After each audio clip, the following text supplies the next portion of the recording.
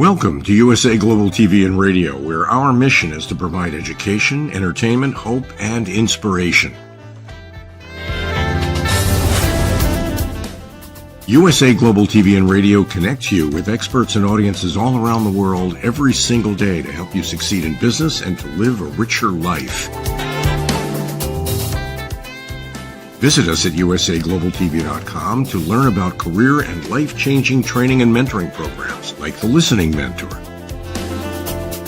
Subscribe to our newsletter to stay informed about our special programs and offers. Discover how you can become a guest on one of our shows or a host or producer of a USA Global TV and Radio show of your very own. That's USA Global TV and Radio, where the doctor is always in.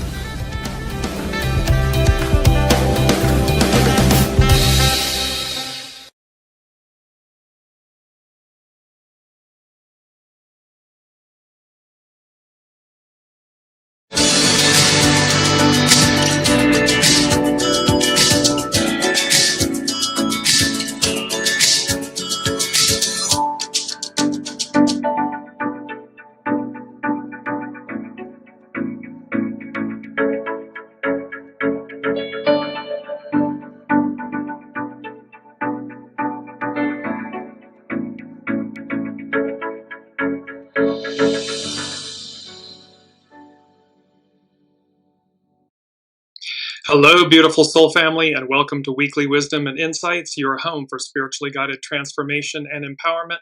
I am your host, DearJames, and together with the unseen, Spirit, Source, and Symphony, we look at the current energies, the intuitive wisdom and insights, and we go as guided. And par for the course, lots of action, intensity, and change. And it's all really culminating and building from this back when we had the super full moon, the last super full moon in Gemini. Then we had Neptune direct, and now upcoming we have the Sagittarius new moon that is coming up on Friday, and then on Sunday is the solstice, the December solstice. So there's a lot of energy, and we're going to cover the solstice next week. That'll be the final show for 2025, this 9-year. So let's stay where we are from the unseen. Welcome, Kiki.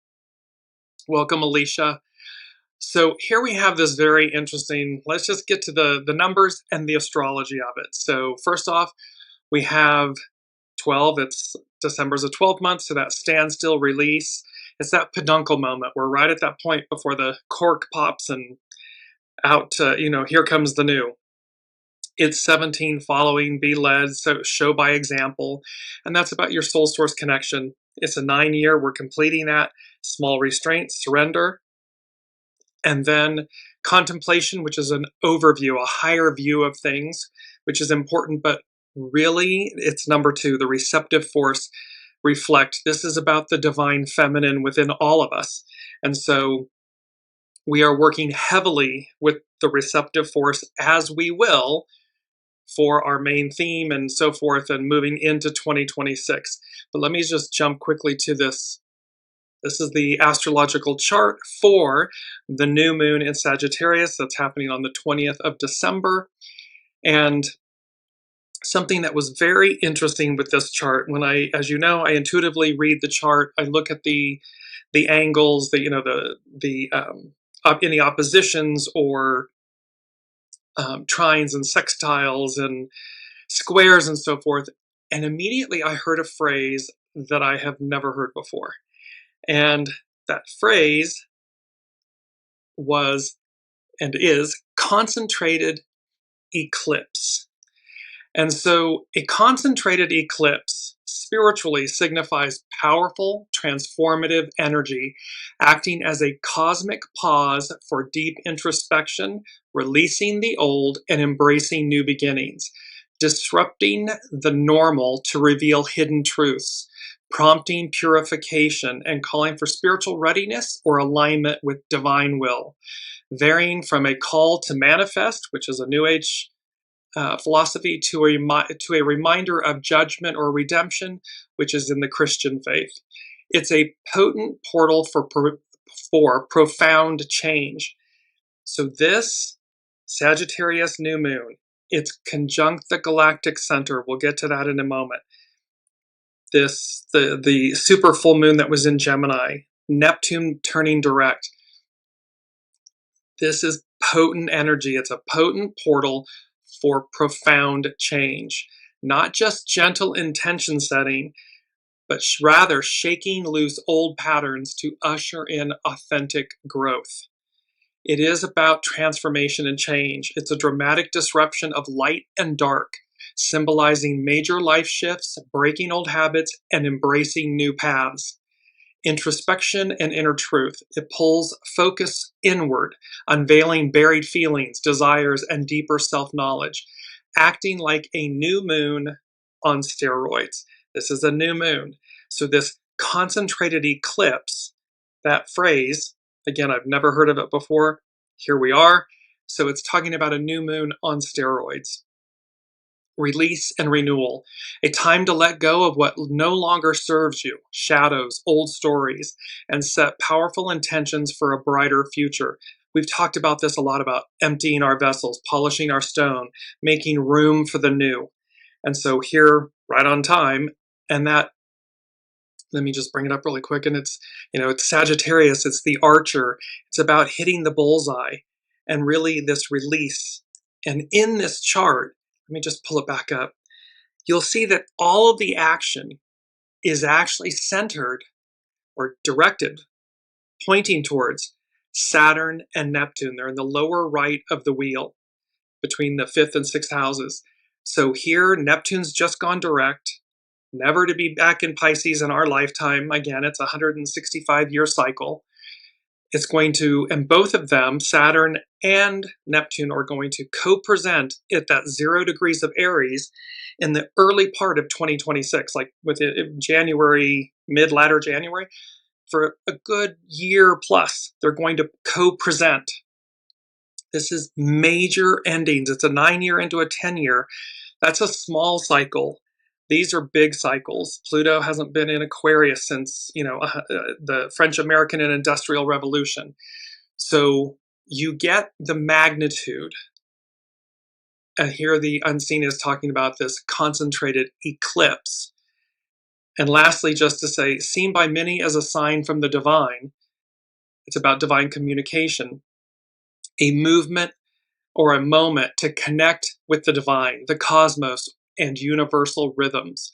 So all of this entire journey of Weekly Wisdom and Insights has been about aligning your soul source connection, honing and polishing your stone, emptying your vessel, making space for the new, letting go of the old stories, the scripts, the labels, the identities, the masks, all of this stuff that actually weighs us down as opposed to, liberates us, frees us up to take on this next octave of being. And it's as above, so below. We've talked about that a lot. As above, so below. All the major outer planets are changing signs within a 16-month window. It hasn't happened in eons that, like a Swiss clock, everything's going click, click, click, click, click to advance humanity and the whole of the whole forward. So let's jump to our main theme. And that is 2026, a new perspective - approach to life, divine intervention. So this is about a whole new, so 2026 coming up, it's all about a new perspective, how we see things, literally. Keep in mind, divine feminine, the divine. How the divine feminine, the receptive force, for 2,000 plus years has been, oppressed and suppressed and maligned and, just really had a rough go. Well, here she comes. And it is number 1 from the unseen this week. The receptive force takes the lead, overcoming the pain of the past. And when they said this, when I heard this from the unseen, the receptive force takes the lead, it was like a racehorse announcer. It was literally like that thoroughbred, the race, and the receptive force takes the lead, that she outperforms, she delivers, and she's, it's like the Triple Crown. She comes forward at exactly the right moment. That awakens that within all of us. Again, this is not about gender and sexuality or anything of that. This transcends all of that, because we have both divine masculine and divine feminine within us, regardless of gender. So the issue here is how this awakening and this pivotal transformation of the divine feminine, the receptive force, soul source connection, takes the lead, overcoming the pain of the past. And we have divine intervention. So divine intervention means a deity, God, the divine, actively stepping into human affairs to change a situation, often through miracles or unexplainable events, guiding destiny, providing protection, or answering prayers, seen as a supernatural act beyond natural laws to bring about a specific outcome, like a miraculous rescue or a life-altering turn of events. It's the belief that divine power influences human lives, sometimes subtly, like guiding thoughts, or dramatically, like parting the Red Sea. We've talked about this too. Just because what we would call biblical events, occurrences, haven't, air quotes, happened in 2,000 years, doesn't mean they won't. They've happened before, they'll happen again. And so key aspects are the divine directly interfacing and interacting with the natural courses of events. The event defies normal explanation, leading people to attribute it to the divine, meaning it's something that can't be explained. It occurs to fulfill a divine plan, bringing glory to God the divine, or answer pleas for help. It can range from produced and profound miracles, like a resurrection, parting the seas, to more subtle shifts in fortune and destiny. And we had that aspect about, those that will rise and those that will fall.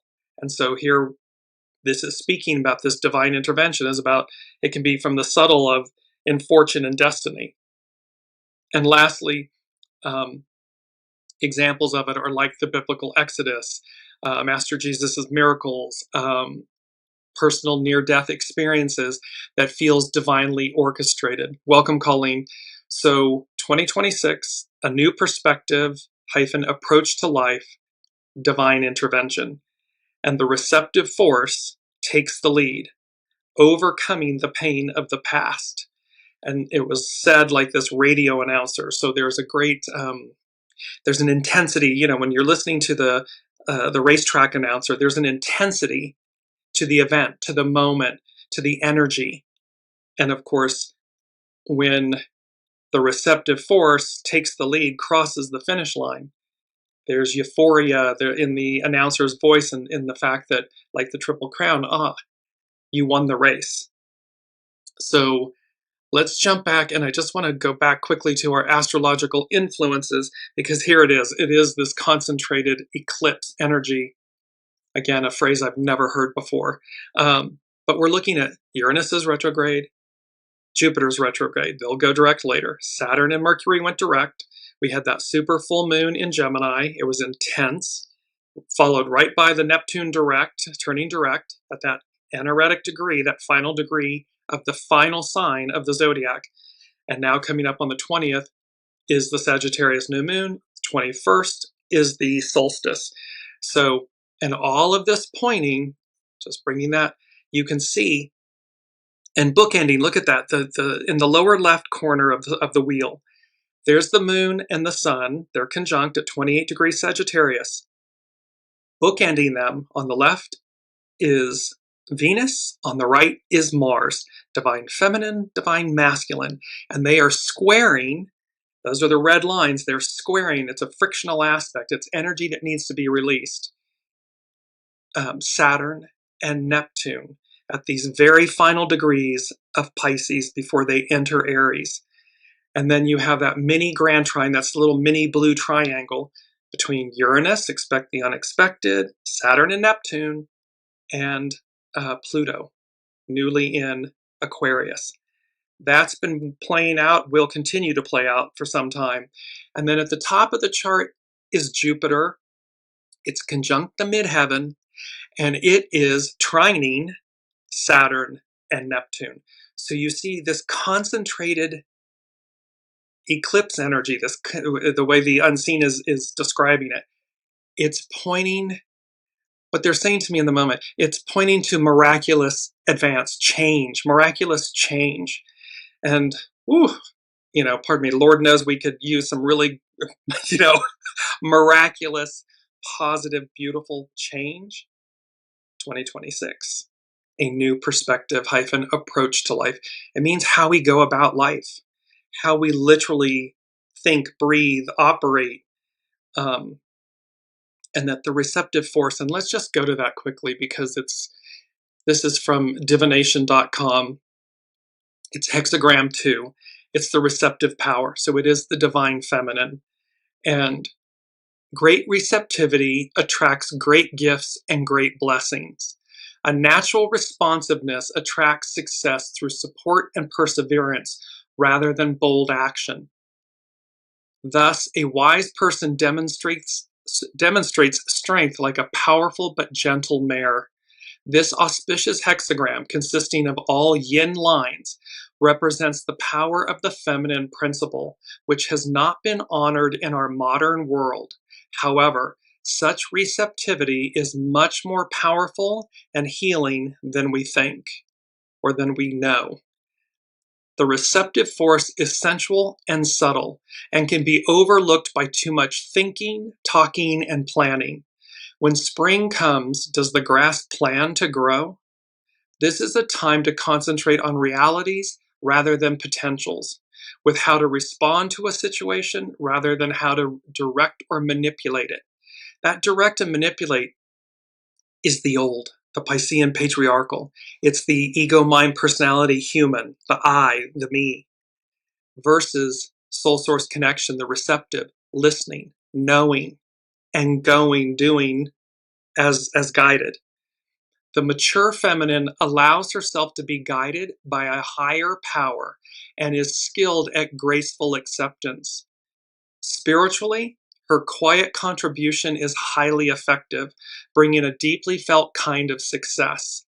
So when we are this quiet contribution and when we are in alignment, our soul is in alignment, our human is in alignment with our soul, with source, with connection, the divine, it's a game changer. It's a new perspective and approach to life. It inverts everything. And yet, we're the guest. We're not the host. It's the master weaver. We're the guest. So when we connect into that form of guidance, GPS guidance, it's far more than we, the human, would ever think to do, think possible. It's just extraordinary. And it just means we need to be in alignment with it. From divination.com, hexagram 2, the receptive force. Do not be too assertive at this time. When you try to direct things now, you are liable to become confused or alienated. Opening yourself to receive what you attract should be your primary concern. So remember, energy, everything's energy. So thoughts, actions, words, deeds. Allow this moment to come to us, to come to you. Be in alignment, be listening. Because when we force something, we end up with that energy, we end up with that result, that outcome. And then we have to work with the consequences of that versus listening. Okay, I'm being told to be patient. I'm being told it's not time yet. Let us follow that wisdom.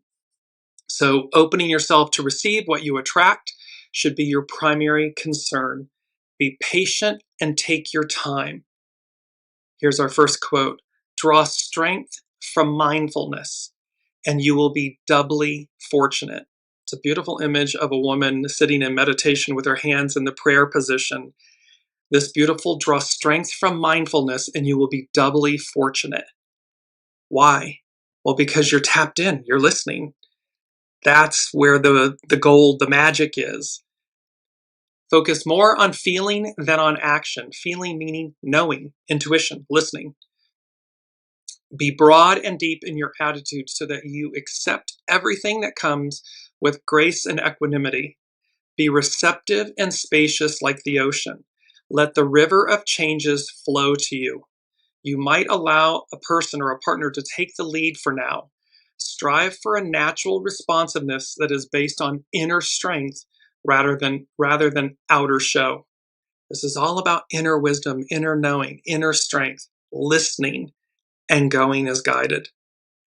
You will be able to go further by letting go of control rather than forging ahead under your own steam. And this brings us to our next quote. Receptive power arises through alignment with creative power, not in opposition to it.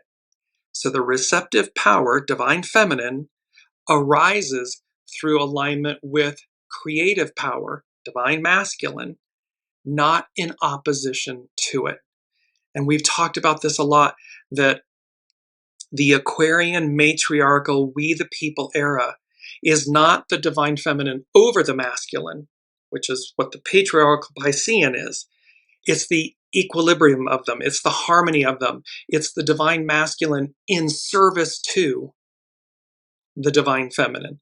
The receptive force, the divine feminine, takes the lead, overcoming the pain of the past. And of course, we know this, what is nurturing and maternal heals. So it overcoming the pain of the past. We will overcome the pain of the past through the receptive force, through a new perspective and a new approach to life, through divine intervention, through going as guided, listening and going as guided. Number 2 from the unseen, no nonsense activation, outcome, results.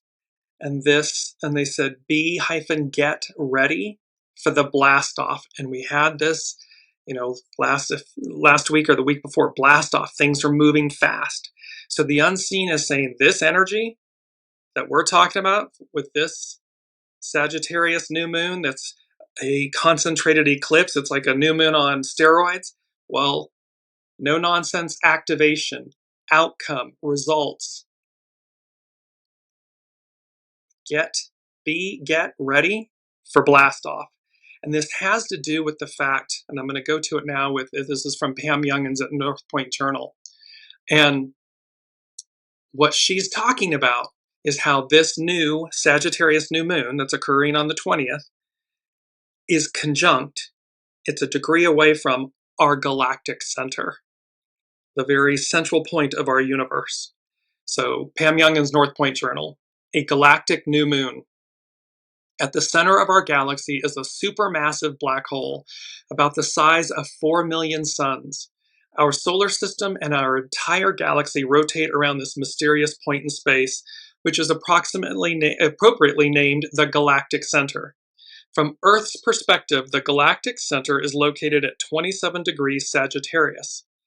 This new moon on Friday, on the 19th, 20th, depending on where you are, occurs at 28 degrees, 24 arc minutes Sagittarius, and thus is tightly conjunct the galactic center.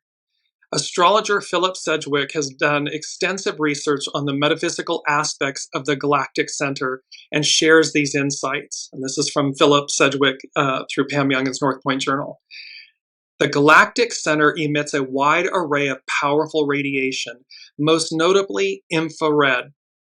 This infrared energy pressures the subconscious mind, providing the release of learned behavior and memories. You can't make this up if you try. This emptying of the vessel, this polishing the stone, the letting go of the masks and the identities and the old scripts and labels and all this stuff. And here, astrologer Philip Sedgwick and North Point Journal, Pam Youngins North Point Journal is quoting him that this infrared energy pressures the subconscious mind, providing the release of learned behavior and memories, both negative and positive, all in the interest of moving forward. The energetic crowding process pushes our mentally, emotionally stored data to clear space for new information to enter both the conscious and subconscious minds. So this concentrated eclipse, as the unseen is calling this Sagittarius new moon, this new moon on steroids, that is tightly conjunct the galactic center, per astrologer Philip Sedgwick, this is about clearing space for new information. To help us conceptualize how the galactic center works energetically, Mr. Sedgwick uses the analogy of running a defrag process on a hard drive, in which, quote, wrong or undesired segments of information and knowledge are deleted, wiped from the consciousness with no trace. At the end of the defrag, all available storage capacity waits at the ready. No nonsense activation, outcome, results. B, get ready for the blast off. At the end of the defrag, all available storage capacity waits at the ready for the next inflow of information, a new perspective, a new approach to life, divine intervention, galactic center. You see where, this is no joke from on behalf of the as above, so below, the divine, the unseen. Continuing from Philip Sedgwick. Quote, the galactic center's infrared jolt to the energy field naturally induces the release of past memories that preclude an individual from making progress in life. The mental barriers to understanding a new idea or receiving insight gracefully yield, the receptive force gracefully yield under this influence. It's the receptive force, it's the receiving. Once the galactic center has cleared the consciousness of undesired knowledge and beliefs, we can then receive a download of information. In this context, Mr. Sedgwick calls the galactic center one of the creator's loudspeaker systems, and informs us that, quote, the information from the galactic center is incisive, direct, informative, and about 6 to 9 months ahead of its time. It's advanced. It's advanced wisdom. It's advanced technology. It's advanced knowing. When the sun and moon align on December 19th, they will activate the galactic center defrag process, clearing the way for new insights and understandings. This influence will be observable in various ways throughout the new lunar cycle. And that's not all. I mean, this is intense energy. Put in the comments. I don't know about you all, but what the unseen is talking about, what Pam Youngins at North Point Journal and Philip Sedgwick are talking about, and how the unseen is literally saying to us, 2026, it's a paradigm shift. It's a whole new world. It's a new perspective, a new approach. It's divine intervention. It's the receptive force. It's this defrag of our conscious and subconscious minds. And it's no nonsense activation, outcome, and results. B, get ready for blast off, because I believe it was Astro Butterfly, there's really no turning back, nor would we want to. However, the point is, there's no turning back. It's number 3 from the unseen, a higher view, vista of things. And this had to do with that fly like an eagle medicine. And they said, you're no longer grounded at the gate. All aboard. And this, pardon me, I've got to put my specs on, in this raised voice. So a higher view and vista of things. Fly like an eagle, it's eagle medicine. We have a higher overview of things. You're no longer grounded at the gate. And then this shouting voice, all aboard. And then mixed metaphors. All of this speaking to an expansion of understanding. I'm going to come back to mixed metaphors in a second. I just want to finish up with Pam Youngins, so North Point Journal. So she said, and there's more. Even if it were not aligned, meaning this new moon in Sagittarius, even if it were not aligned with the galactic center, this last new moon of 2025 would still be considered a powerful event. The lunation is square, that's a frictional aspect, so it's square both Neptune and Saturn in Pisces, thus activating the Saturn-Neptune conjunction and requiring us to face a reality that we may have been avoiding. Potential manifestations include confusion or discouragement as illusions fade and masks dissolve. Core beliefs are challenged and may be rewritten. The status and integrity of partnerships, alliances, financial matters, and creative endeavors are highlighted with the new moon conjunct both Venus and the asteroid Juno in the late degrees of Sagittarius. The lunation is also separated by only 5 degrees from Mars in early Capricorn, increasing determination, self-reliance, and the ability to pour our energy into a longer-term goal. Everything, the unseen, the divine, everyone is conspiring on our behalf for this present-future energy outcome, transition, change, defrag.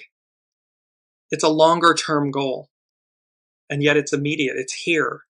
And remember, the Unseen said some shows ago that with Pluto in Aquarius and everything, that it would be front-loaded. These energies would be front-loaded, meaning they would be most intense for the first 1, 3, 5 years, and then kind of mellow out, dissipate, mellow out. So there's going to be an intensity in this transition, in this renewal process. Pam Youngins. Restlessness and rebelliousness are woven into the fabric of the new moon due to a very tight quincunx aspect to Uranus. Unexpected or surprising events can occur when the sideways spinning planet is strongly activated. Meanwhile, Luna's quincunx to Sedna in early Gemini tells stories of deception, betrayal, and abandonment, offering us the rewards of our efforts and for our attention to self-care. The new moon is also trine both wounded healer Chiron and Eris, warrior for women's rights. With these lunar aspects, we are overcoming victim consciousness and gaining the confidence to take positive, assertive, unapologetic action. It's so wounded healer Chiron, conjunct Eris, the warrior of women's rights. The receptive force takes the lead, overcoming the pain of the past. That's the warrior, that's the victory, that's the 6 of Wands in the tarot. And this is, of course, Eris, representing the warrior of women's rights, and Chiron representing the wounded healer and how we heal. And finally, a crossroads. The new moon is also tightly conjunct the asteroid Hecate at 27 degrees 50 arc minutes Sagittarius, who is known as, quote, the goddess of the crossroads. This mysterious figure is depicted as carrying torches that light the way in times of darkness. In ancient portraits, she is shown to have 3 heads, each of which looks in a different direction. The Greeks believed that Hecate was the guardian of travelers and those who were lost. She represented wisdom and the light that guides us across thresholds and through uncertain liminal times in which we can perceive both potential and danger. Intense energies.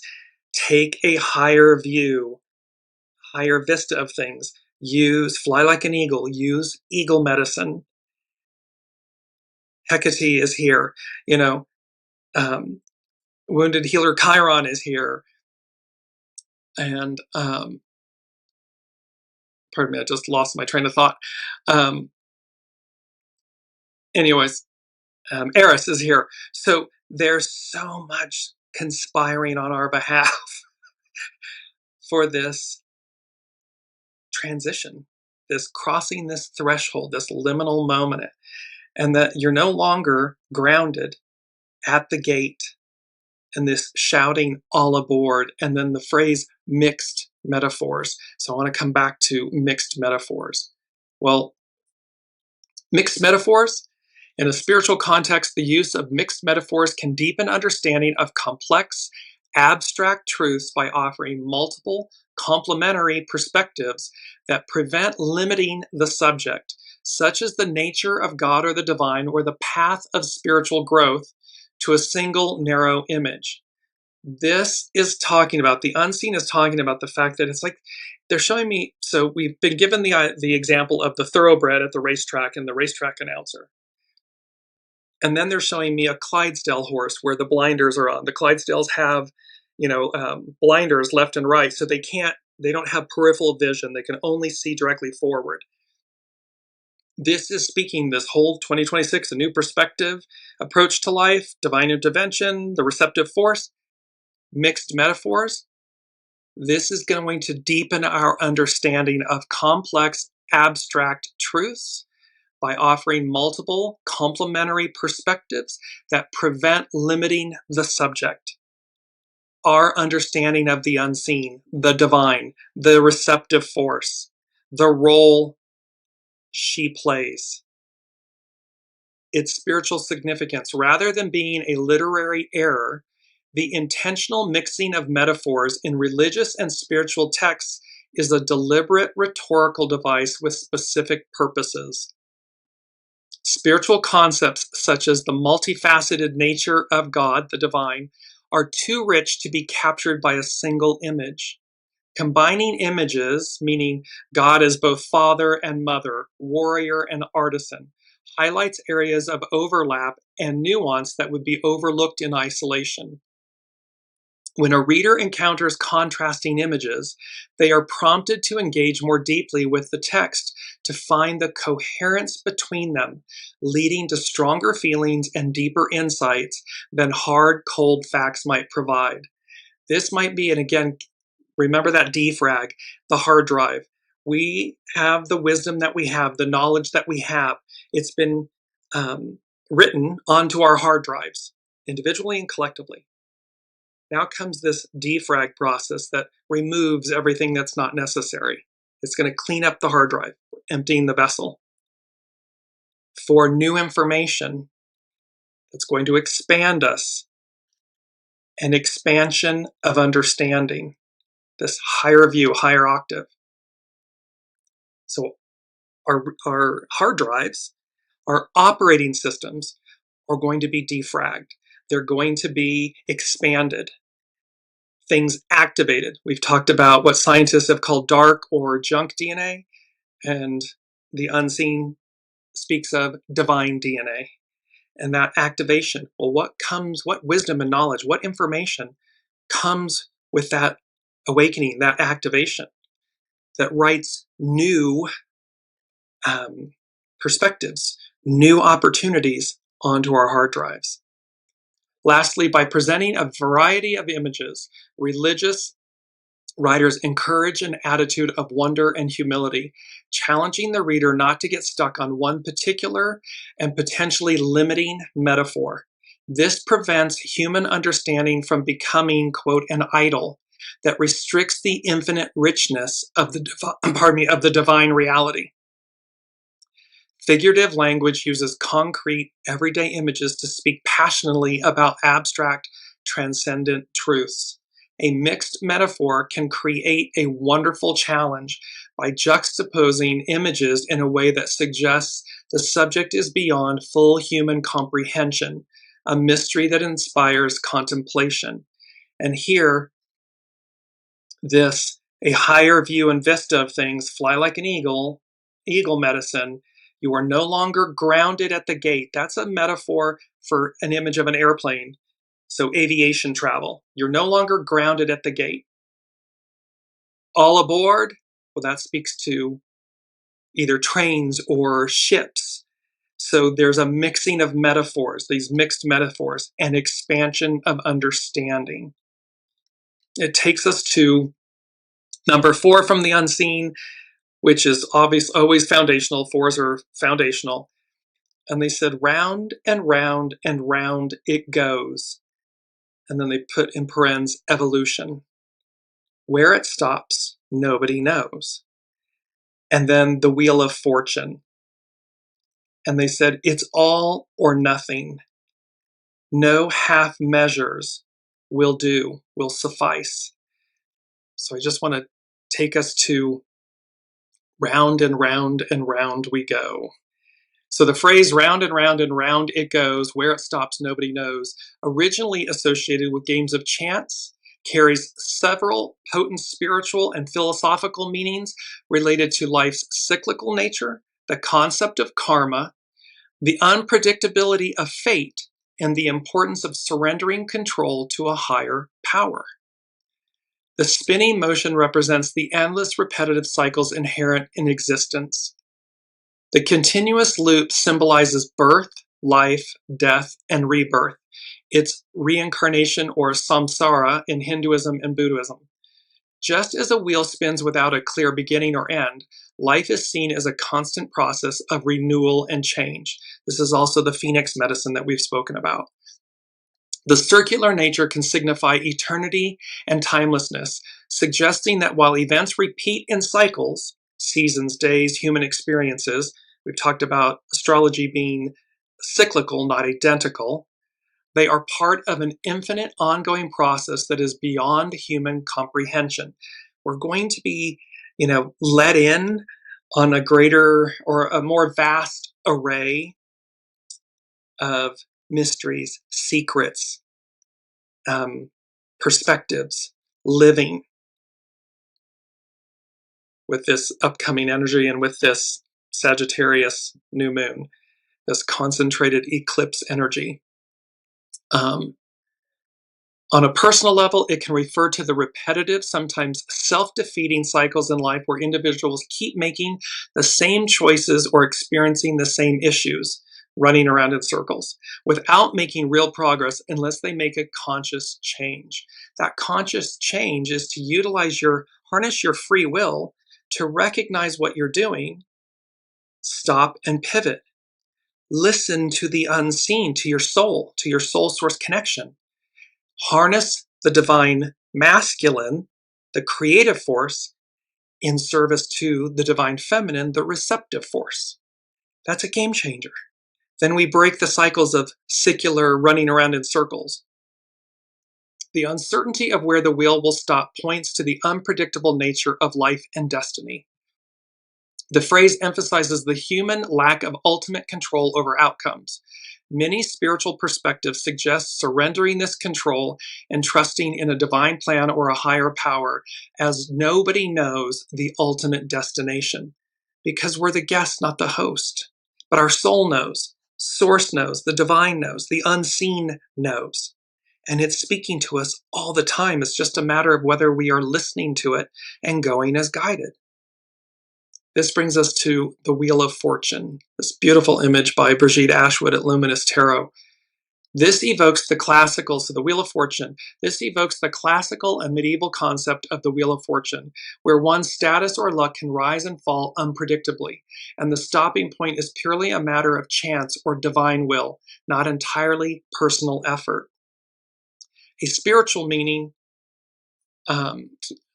can be the call to embrace the present moment and the inherent uncertainty of the future, rather than constantly striving to know or control what lies ahead. This is, Jesus, take the wheel, take your hand, Carrie Underwood, take your hands off the wheel. Because again, when we try to manipulate and control, it creates stagnation and it creates goo, shadow energy, lack. Where when we just say, okay, I may not know, it's the unknown, but I'm in alignment with the unknown. And so by default, there's knowing. There's a knowing that that's what I'm doing. There's a knowing that I'm trusting. There's a knowing that I'm listening. There's a knowing that I will be guided. I will be led. And thereby, I align and I take action or I take inaction, whatever the case may be, as guided. And lastly, it's about cause and effect, the principles of karma. The idea that what goes around comes around is a core spiritual concept similar to the law of karma, where actions have consequences that eventually return to the doer. The round and round motion illustrates this circulation of positive or negative energy and actions within one's life or across lifetimes. In essence, the phrase round and round it goes, where it stops nobody knows, is a powerful metaphor for the flow of life's journey. a journey that is continuous and ultimately in the hands of forces beyond individual knowledge or control. One can say that it's I, me. One is welcome to do that. You are welcome to do that. However, it negates the vastness of who you are, the vastness of your origin, the vastness of what is guiding you every step of the way. And so again, like the divine feminine, that has been oppressed and suppressed and maligned and diminished and negated, this is your soul. This is your soul source connection. This is the divine, the unseen, that has been treated in the same manner. And at what point do we wake up? Because they're saying, be ready, get ready for the blast off, because it's upon us. It's here. And lastly, the Wheel of Fortune is the 10th card, and it's the 10th major arcana in the tarot. And it signifies destiny, change, and life's inevitable cycles, representing the ups and downs we can't control, reminding us that good times and bad are temporary. It suggests turning points, luck, karma, and spiritual evolution, often appearing when major shifts in fortune, career, or relationships are occurring. Symbolically, it features a revolving wheel with figures like the Sphinx, which represents wisdom, and Anubis, representing transformation, on its rim, surrounded by four winged creatures represented by the fixed zodiac signs Taurus, Leo, Scorpio, and Aquarius. Its ruler is Jupiter. Jupiter is here in this. Look at Jupiter conjunct the midheaven, trining. It's a positive aspect in astrology. Trining Saturn and Neptune. And its element is fire. It's the creative force. So now we move to, telling you there's a lot here. Number five from the unseen, denoting change. It is both, it's our mantra, and the word is abracadabra. And of course, this is associated with quote unquote magic, right? Abracadabra. It's also what abracadabra means is I will create as I speak. That's literally what it means. So abracadabra means I will create as I speak. This is potent and important, this mantra. Continue utilizing it, religiously, consistently. Keep this and bear this in mind, because what we are being reminded of is this ancient wisdom where something abracadabra has been trivialized, if you will, down to something that's in a animated feature film or something, or play with magic, or even ridiculed, like, oh, abracadabra and bunnies come out of a hat. But at its origin, at its core, I will create as I speak. It means the words, the thoughts, the words that come out of our mouths are creating, manifesting our reality, our existence, our experience, individually, collectively. So spiritually, abracadabra means I will create as I speak, stemming from Aramaic abracadabra and Hebrew roots, signifying the immense power of spoken words to manifest reality, heal, or protect, rooted in ancient beliefs about creation and divine utterance. This is about like chanting and mantras, the words that are coming out of our mouths. It acts as a spiritual tool for manifestation, encouraging intentional speech and thought to shape one's world, and historically served as a powerful charm against illness. The most common interpretation links it to divine creation, where God spoke things into existence, suggesting our words carry creative energy. In esoteric traditions, it's used to unlock consciousness and manifest desires, highlighting the connection between mind, word, and reality. Historically, it was inscribed in triangular patterns on amulets to ward off sickness, particularly malaria, as a powerful spell. Some theories connect it to Hebrew Ab, father, Ben, son, and Ruach HaKodesh, I hope I didn't, Holy Spirit, linking it to divine forces. Using the word as a reminder to be mindful of what you speak, ensuring your inner voice and outer words are positive and constructive. This is how you can apply this spiritually daily. And reciting it to activate, so in activation, reciting it to activate spiritual energy or focus intent on a specific outcome, making it a powerful mantra for personal creation. This beautiful, I'm just going to bring it up, this beautiful, and the image is of this iridescent rainbow colored lit up tree of life. Abracadabra. I will create as I speak. Very powerful reminder as we move into the new 2026, this new perspective and this new approach to life with divine intervention and the receptive force. Because again, there's power in remembering ancient wisdom. So abracadabra isn't a silly,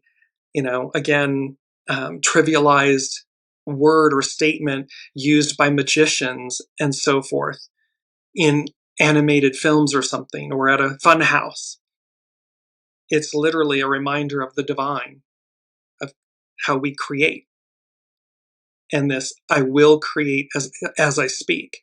And to use this word, abracadabra, throughout our day with focused intention, with purity,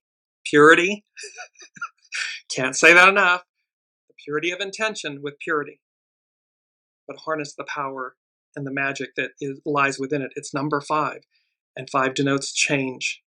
So this is how we evolve all of this. So, and let me go to our key word. Our key word is recompense.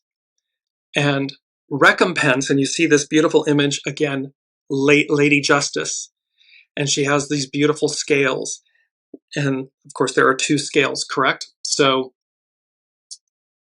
in the Bible, recompense means to give back an equivalent for something done, suffered, or given, encompassing both reward for good deeds, like the divine rewarding the faithful, and punishment for evil, with the divine acting as the ultimate judge who justly repays each person according to their actions, urging believers to wait for divine justice rather than seeking personal revenge. It signifies the divine's meticulous equity, ensuring loyalty is rewarded and evil confronted, often in future judgment or a coming kingdom. So that's from a biblical standpoint. Recompense. It means, again, who's rising, who's falling, who's rising from obscurity, who's falling from grace. And that it is divine intervention. This is divine recompense. This rewarding, giving back an equivalent for something done, suffered, or given. And it speaks to, there's many, divine justice, reward and punishment, waiting on the divine, this contrast to human retribution, because unlike human justice, which can be flawed, biblical recompense or divine recompense is based on the divine's perfect standards, differentiating it from simple human compensation. So again, it's when we move below the surface, many times an event will occur and we will immediately be in judgment. We will immediately react. And yet, when we prevent that from happening, when we stop ourselves from doing that and we just stand back, we can allow a greater contemplation, a higher view of things, a deeper view of things. And with time, these things play out. In the moment, it can be gut-wrenching. And yet, over time, it doesn't mean that the event that occurred wasn't traumatic or tragic or life-altering and so forth. It just means that we're willing to look below the surface to find the wisdom, the pearl, and this recompense about how divine recompense, how we're being given. And in this image, again, the female image, Lady Justice, the scales, and how that's being meted out, being given, but from a higher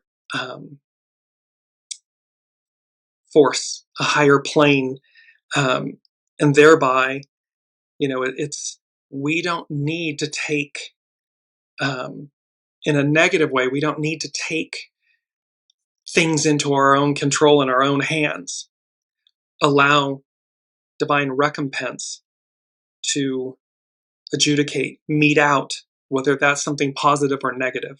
Because again, it's in a sense like karma, energy. Everything's energy. And so karma is the balance. It's not retribution. It's the balance, the harmony. So if we're putting out something less than wonderful, that the boomerang, it's already coming back to us. And it will happen in spades. It always does. It may take, air quotes, time, but there's a divine, reasoning for it. We all play our roles, no matter how challenging that is to bear witness to, is what I wanted to say. So last but not least, let's move to Astrology by Lauren. And she is talking about transitions and Thor's hammer. On Wednesday, Neptune made its direct station in the last degree of the last sign of the zodiac. And like a water funnel forming around the drain of our lives, we see many aspects of our lives dissolving, receding, slowly transitioning. All the outer planets are in the process of transitioning. Pluto entered Aquarius last year. Saturn and Neptune both entered Aries and then retrograded back to Pisces for some unfinished business. The same with Uranus after it entered Gemini and now has returned to Taurus. Neptune will re-enter Aries on January 26th, as will Saturn on February 13th. So by February 13th, Saturn and Neptune are going to be at 0 degrees. They're going to be conjunct at 0 degrees Aries, the first sign of the zodiac. And they are going to co-present for, I think it's 12, 14, 16 months, somewhere in that neighborhood. So again, high Neptune, high ideals, the highest ideals. Yes, it represents illusion, delusion, but these higher aspirations, ideals, co-presenting with Saturn, the great teacher, the taskmaster, how to make this, how to ground that, how to bring this into reality together. Uranus will re-enter Gemini at the end of April. In the meantime, we remain in this waiting area before finally crossing the threshold into the next era of our lives. A part of us may be clinging to the familiar, hesitant to let go of what we know. But until we are willing to do so, we will not reach the further shore. And there's a quote that the Unseen gave me years ago that said, "We know what we know until we know." It means that everything is ever changing. Be willing to evolve, to change. Because to this point, Astrology by Lauren, in the meantime, we remain in this waiting area before we cross this threshold, and we might be clinging to something familiar, hesitant to let go of what we know. We know what we know until we know. But be willing to let go. Be willing to change, evolve. She says, however, until we are willing to do so, we will not reach the further shore. The world is shifting, and as it does so, we are being brought along for the ride. And now we are going to be figuring out how and where we will be fitting in to the new scheme that is emerging. Out of the ashes of the old, a new world is emerging. And somewhere in each and everyone's lives, we will resonate with that shift, that change, that awareness of something new, something imminent waiting for us just around the corner. It is literally upon us. It is like, we're using here the image of blast off, this, but it's like being shot out of a cannon. This is the energy. And it is the wheel of fortune. The cyclical nature of evolution, of life, and how we go back to where we began, an octave higher. This isn't about repeating the octave. It's about elevating, transcending, lifting up, that defrag moment that astrologer Philip Roderick is talking about. Astrology by Lauren. When Neptune is asking, what Neptune is asking of us now is to take the very essence, the accumulation of all our experiences, our lives, distilled to its most basic elements so that we may bring these with us into the next phase of our lives. This is about bringing the best of the best and only the best of us into the next chapter, into the next era. So this is where, honing and polishing your stone and emptying our vessels and, defragging and decluttering and making ourselves lighter, ready for the adventure to come, because that's what is before us.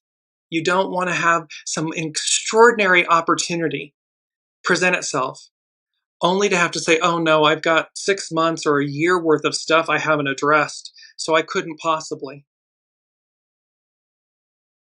Wah, wah. You don't want to be that person. You don't want to be in that place or space. You want to be ready for blast off. So be ready, get ready. Astrology by Lauren.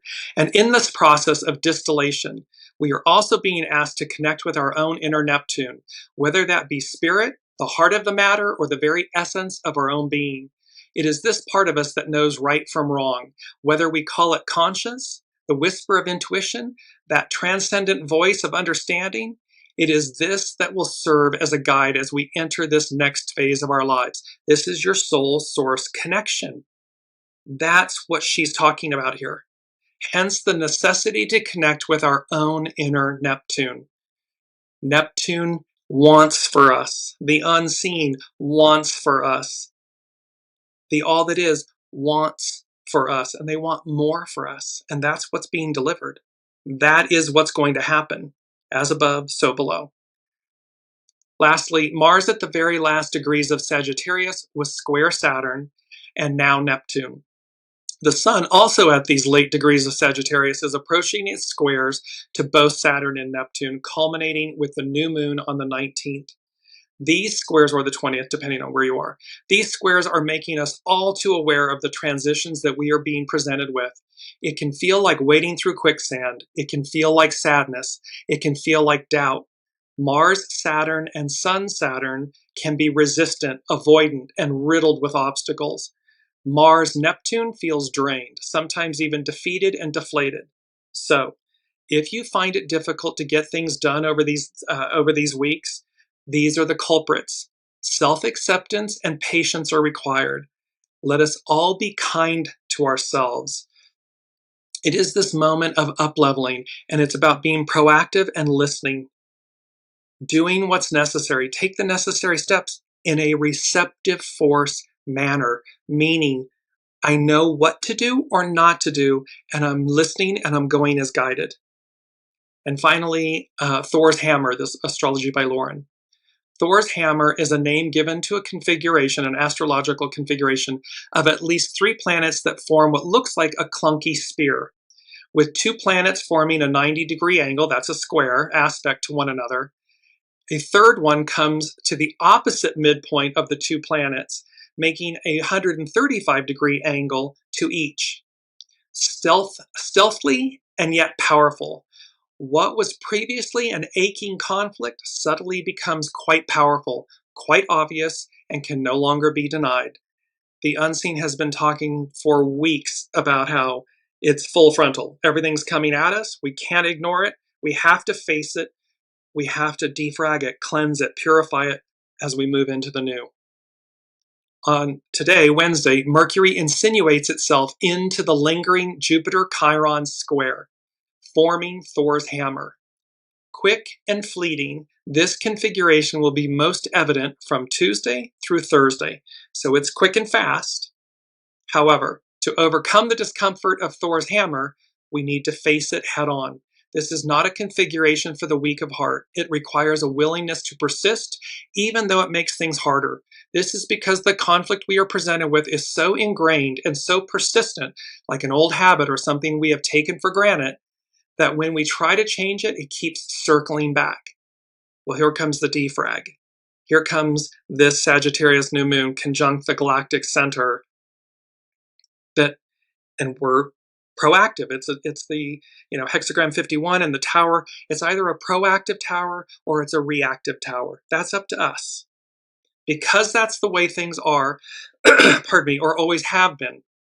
It's what we had become accustomed to, but eventually, with effort, we can create radical, transformative, and profound changes in our own lives. Because we don't have to wait for this new moon conjunct the galactic center to defrag our hard drives. We can do that as a matter of daily business. Where was I?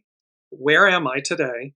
And we rewrite, we retrain our brains, we rewrite the scripts of our lives by emptying our vessels, by doing what's necessary, by being proactive. That's a game changer. That's a consistent maintenancing of our hard drive, our operating system. Astrology by Lauren. Just because we are accustomed to things being a certain way doesn't make them right. The old narratives, the guilt, the shame, the habits, the ancient wounds that rear their heads. Mercury is making us aware of our own undoing as it navigates the Jupiter-Chiron square, which becomes exact next week on the 21st. Mercury brings awareness. So fleeting it may not be loud, this Thor's hammer, but it could be life-changing, telling us this cannot go on as it has. So again, if you get that knowing, if you just know there, and the unseen, they speak with a quiet force. It can be loud, but it's not monkey mind. It's not ego mind, personality, human chatter. It's an intense pressure. It's a knowing and a pressure. This is what Astrology by Lauren is speaking about. So Mercury brings awareness. So fleeting it may not be loud, but it could be life-changing, telling us this cannot go on as it has. That's a knowing. You'll know. I've got to make this change. I must do this. Or what happens when I don't? Well, you get a cosmic 2x4. Or opportunities pass you by. They may repeat, they may not. Ignoring it won't make it go away. We are needing to do the hard work of rewriting the narrative. And lastly, she concludes with a quote by Margaret Atwood. Ignoring isn't the same as ignorance. You have to work at it. So there's a clarity and a clearness here of the message that you can see interwoven through these various different aspects, from the unseen to the I Ching, the hexagram 2, to Astrology by Lauren, to Pam Youngins at North Point Journal, to Philip Roderick, the other astrologer. All of this is pointing to this moment of change, of a new perspective, a new approach to life, this divine intervention. The receptive force takes the lead and overcomes the pain of the past. No nonsense activation, outcomes, results. B, get ready for the blast off. There's a defrag because of this concentrated eclipse, Sagittarius new moon energy, in that it's conjunct the galactic center. It's going to offer us a higher view, a higher vista of things. It's eagle medicine. You're no longer grounded at the gate. All aboard, mixed metaphors, and expansion, of understanding.